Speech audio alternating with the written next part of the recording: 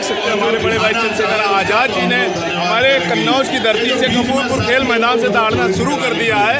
और यहाँ पर जो मनुवादी विचारधारा के लोग हैं उनको मैं एक बार बता दूंगा कि अब जो ग्राउंड की स्थिति है एक बार देख लें और समझ लें इस चीज़ को कि अब ये कन्नौज का गढ़ किसी और का नहीं रहेगा, ये हमारे बहुजन नेताओं का होगा, चाहे वो हमारे चंद्रशेखर आज़ाद भाई हो या कोई और ज़्यादा नेता हो, लेकिन होगा बहुजन नेता ही।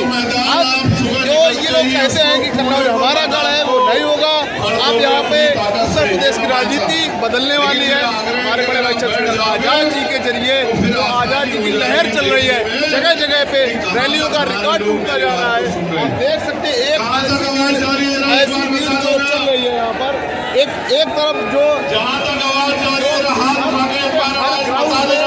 ग्राउंड में इस कदर की जो भीड़ है, आगरा की रैली का भी रिकॉर्ड टूटेगा। साथ साथ मेरे साथ चल के आए महेश काशना जी, भाई हिमांशु वाल्मीकि जी और भाई अमित कसाना जी और तमाम हमारी पार्टी के छोटे बड़े सभी पदाधिकारी, परिवार में आजाद समाज पार्टी के हमारे बंधुजन, हमारे कार्यकर्ता, नेता, मीडिया के बंधु और पुलिस के भाइयों बहनों, मैं आपका बहुत बहुत धन्यवाद करता हूं। मैं इस बात से शुरू करूंगा कि कार्यक्रम यहां नहीं था। कार्यक्रम कहां तय हुआ था? कसावा। कार्यक्रम तय हुआ था कसावा मैदान में, कसावा के मैदान में तय हुआ था। लेकिन अंत में एक हफ्ते पहले कार्यक्रम का स्थान बदला गया। सुदर्शन जी, अगर कार्यक्रम कसावा मैदान में होता तो मैं लिख के देता हूं कि सारे रिकॉर्ड टूट जाते। मेरी बात को आप याद रखना। लेकिन रिकॉर्ड तो यहां भी, कपूरवा के मैदान में भी, कपूरपुर के मैदान में भी आजाद समाज पार्टी भीम आर्मी के लोगों ने बना दिया है।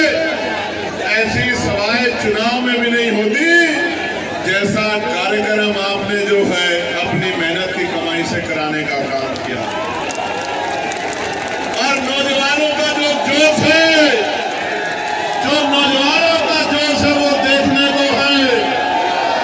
कैसे कैसे एक एक रुपया जोड़ के, कैसे कैसे अपने काम से छुट्टी लेके आज ये बड़ा जन सैलाब यहाँ पहुंचा। और कहते हैं कि संघर्षों के साय में घनघोर जवानी पलती है और इतिहास उधर झुक जाता है जिस और जवानी चलती है।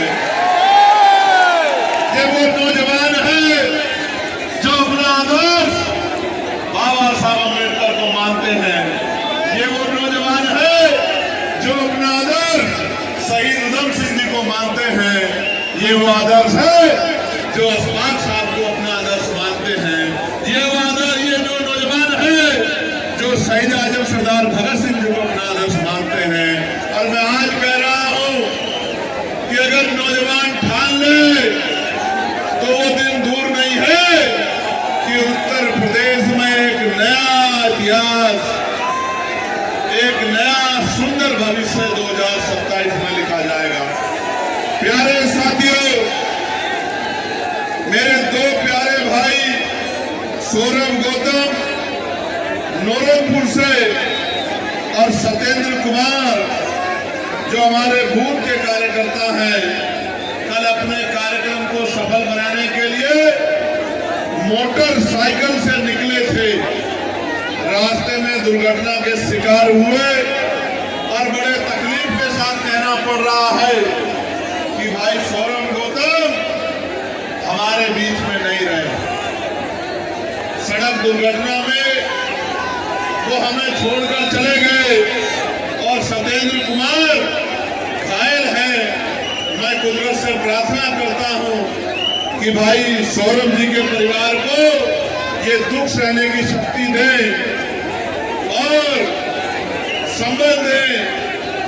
बहुत जल्द मैं उनके परिवार से मिलने कन्नौज की धरती पे चंद्रशेखर आज़ाद जी ने दौड़ना शुरू कर दिया है। आप यहाँ पर देखिए जो उन्होंने मैसेज दे रहे हैं वो आप देखिए यहाँ पर। और भाई सत्येंद्र जी जो घायल हैं उनके लिए भी प्रार्थना करता हूं कि वो जल्दी स्वस्थ हो जाए। प्यारे साथियों, बंटू कठेरिया हमारे एक बहुत प्यारे साथी यहाँ रहते थे, बहुत मेहनती कार्यकर्ता थे। कुछ दिनों पहले वो भी हमें जो है छोड़कर चले गए थे। मैं उनके परिवार के बीच में पहुंचा था और मैं आशा उम्मीद करता हूं कि इन बलिदानों से हमारे कार्यकर्ता निराश हताश नहीं होंगे, बल्कि इन बलिदानों को सच्ची श्रद्धांजलि देने के लिए और ज्यादा मेहनत करने का काम करेंगे। भाई सौरभ की, भाई सतेंद्र की, भाई बंटू की जिम्मेदारियों को भी अपने कंधों पे उठाने का काम करेंगे और उनके काम को, उनके सपने को कि उत्तर प्रदेश में आजाद समाज पार्टी राजकाज में आए और गरीबों के दुख तकलीफों को दूर करे, इस काम को तेजी से करने में हम सब लोग की मदद कराएंगे, ऐसा मेरा विश्वास है। प्यारे साथियों, बहुत महत्वपूर्ण चर्चा आपके साथ करनी है और ये चर्चा महत्वपूर्ण तो है, लेकिन इस चर्चा में आपका साथ बहुत इम्पोर्टेंट है। ये जो नौजवान इस तरफ खड़े हैं, मैं आपको ये आग्रह करना चाहता हूं कि जगह नहीं है, आपको अपने आप ही जगह बनानी पड़ेगी। और अगर आप जगह बना लोगे तो जो सुंदर कार्यक्रम आपने कराया है, ये सुंदर कार्यक्रम और सफल हो जाएगा। ये जो साथी यहाँ खड़े हैं आपके वजह से पीछे वालों को देखने में बड़ी परेशानी हो रही है। अगर आप अपने कार्यक्रम को नहीं संभालोगे तो कैसे सफल होगा, आप मुझे बताओ।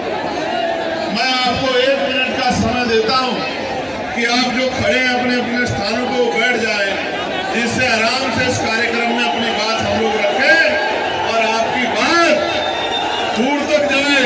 आप कुछ गैर जिम्मेदार नौजवान हैं, आपका फोटो मैंने देख लिया, लेकिन अब आप बैठ जाओ वरना मैं मानूंगा कि आप बहुत जिम्मेदार साथी रही हो, फिर मैं इस बात को मानूंगा, फिर मैं मानूंगा कि आप अपने फर्ज को अदा नहीं कर रहे हो।